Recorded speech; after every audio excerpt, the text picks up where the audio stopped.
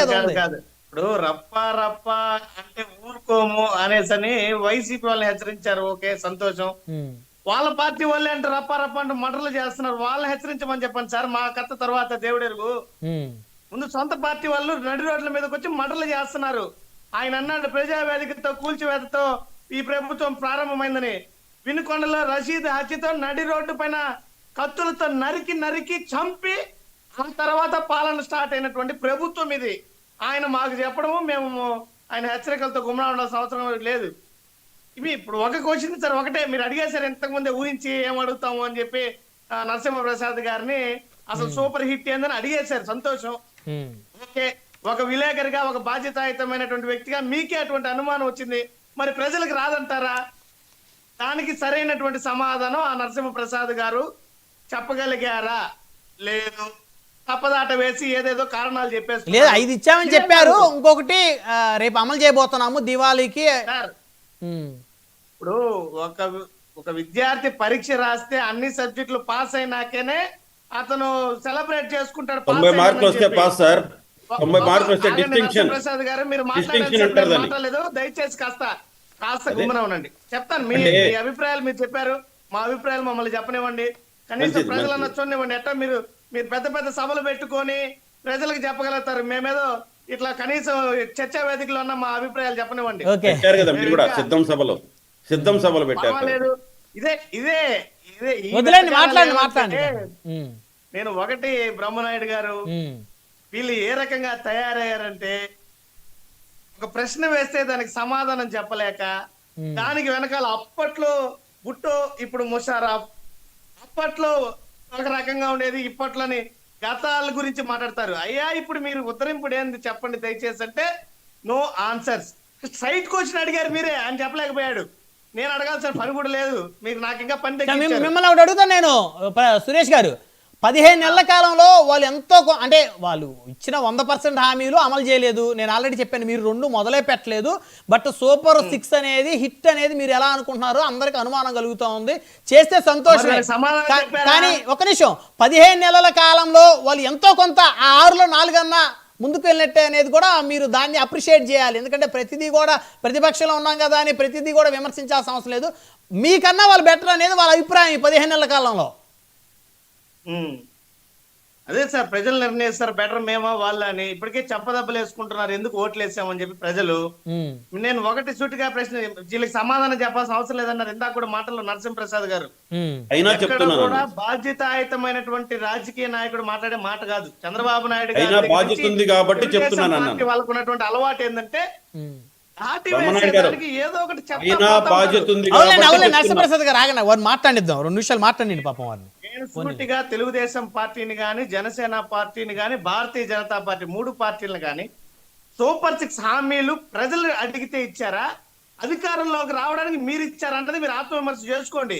ఇప్పుడైతే ప్రజలు ఇచ్చిన హామీలు అడుగుతుంటే మీరు వాళ్ళ మీద విరుచుకుపడడం మంచి పద్ధతి కాదు.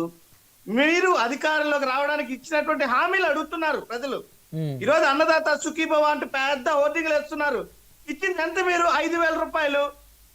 శ్రీ శక్తి అంటున్నారు. ఎన్ని షరతులు పెట్టారు? ప్రతి ఆర్టీసీ బస్ ఎక్కలేకపోతుంది మహిళ. ఇక్కడ మీరు అబ్జర్వ్ చేయాలా, పథకం పేరుకి ఇస్తున్నారు కానీ క్షేత్రస్థాయిలో దాంట్లో చాలా షరతులు ఉన్నాయి. సిలిండర్లు ఎన్ని ఇచ్చారు మీరే తెలుసు కదా, 1 ఇచ్చారు. 2 ఏడాదులకు 6 సిలిండర్లు అందాల్సినటువంటి మహిళకి 1. పోనీ ఇంకా నిరుద్యోగులకు ఎట్లా ఉద్యోగాలు ఇవ్వలేదని ఒప్పుకున్నారు, సంతోషం. నిరుద్యోగ వృత్తి కూడా ఇవ్వలేదన్నారు, సంతోషం. 1,500 రూపాయలు కూడా ఇవ్వలేదు, సంతోషం. మీరు ఈ రకంగా ప్రతి హామీకి ఎక్కడ సంపూర్ణంగా అమలు ఉంది? విద్యార్థి అన్ని సబ్జెక్టులు పాస్ అయితేనే దాన్ని సెలబ్రేట్ చేసుకుంటాడని, ఈ విద్యార్థి ఒక్కొక్క పేపర్ కి సెలబ్రేట్ చేసుకున్నాడు చంద్రబాబు గారు, విద్యార్థి గారు. సురేష్ గారు ఇక్కడ ఒక 30 సెకండ్స్ నేను ఒక అంశం చెప్దాం అనుకున్నా. అంటే నేను ఇంజనీరింగ్ స్టూడెంట్ని. ఇప్పుడు నియమ నిబంధనలు ఎలా ఉన్నాయో తెలియదులే కానీ మేము 2010, 2013 బ్యాచ్ అప్పుడు 2 సబ్జెక్టులు పాస్ అవ్వకపోయినప్పటికీ కూడా మాకు 52 సబ్జెక్టులు ఉండే ఓవరాల్గా ప్రాక్టికల్స్ అన్ని కలుపుకొని 50 సబ్జెక్టులు పాస్ అయితే మాకు ఓడి వచ్చేసేది మా టైంలో. అంటే సో కాబట్టి ఇక్కడ 6 15 నెలల కాలంలో 4 అమలు చేశారు కాబట్టి వాళ్ళ దృష్టిలో ఇది సక్సెస్ అనేది వాళ్ళు అనుకుంటున్నారు. సంతోషం సార్. మరి ఆ పద్ధతినే చంద్రబాబు గారు ఏమన్నా అనుసరిస్తున్నారో మాకు అర్థం కావడం లేదు. మా దృష్టిలో అయితే అన్ని సబ్జెక్టులు పాస్ అయితేనే ఆ రోజు మమ్మల్ని పాస్ అయినట్టు లేదా ఇంట్లో 4 తగిలిచ్చి కూర్చోబెట్టేవాళ్ళు. ఇక్కడ ఏమైపోతుందంటే సబ్జెక్ట్ సరే, ఇక్కడ ఒక్క సెకండ్ నేను తీసుకోవచ్చా బ్రహ్మనాయుడు గారు? బ్రహ్మనాయుడు గారు. వన్ మినిట్ నరసింహప్రసాద్ గారు 1 మినిట్ సెకండ్. ఇక్కడ మంచి టాపిక్ వచ్చింది, ఒక్క సెకండ్ నాకు ఇవ్వండి. చెప్పండి మీ అనుమతితో. ఇంత తెలివితేటలు ఉన్నాయి, ఇన్ని పద్ధతులు ఉన్నాయి, బట్ ప్రజలు ఇవ్వని ప్రతిపక్షం కోరుకునేది కరెక్టా? ఓకే సురేష్ గారు Carry on. చట్టాల మీద అవగాహన తెచ్చుకుంటే మీరు ఇది ప్రజలు ఇవ్వని ప్రతిపక్షాన్ని అడగరు కదా అంటారు.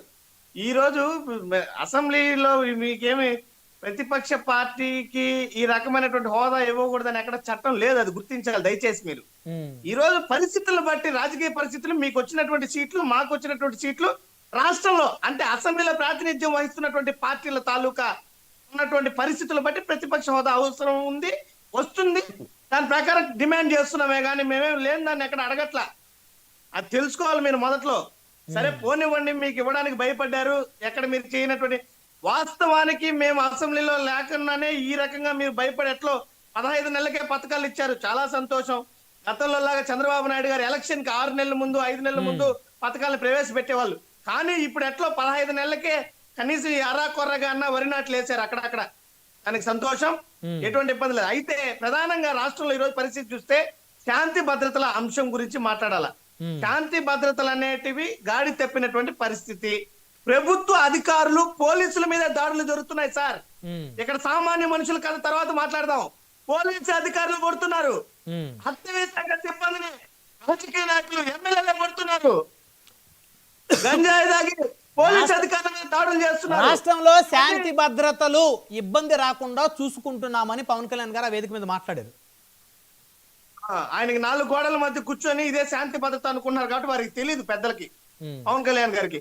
ఆయన ప్రాతినిధ్యం వహిస్తున్నటువంటి పర్యావరణ అటవీ శాఖ సిబ్బందిని 4 తగిలించారు వాళ్ళ ఎమ్మెల్యేలు. వాళ్ళ మీద కేసులు బుక్ చేశారు కదా వాళ్ళ మీద ఇమీడియట్ గా.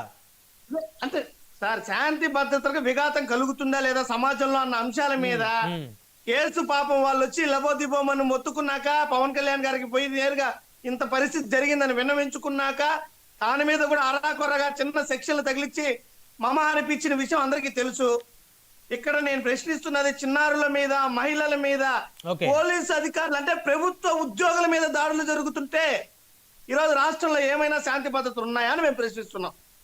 రైట్ 1 బై మాట్లాడుతూ మనతో దాసరి కిరణ్ గారు ఉన్నారు, జనసేన పార్టీ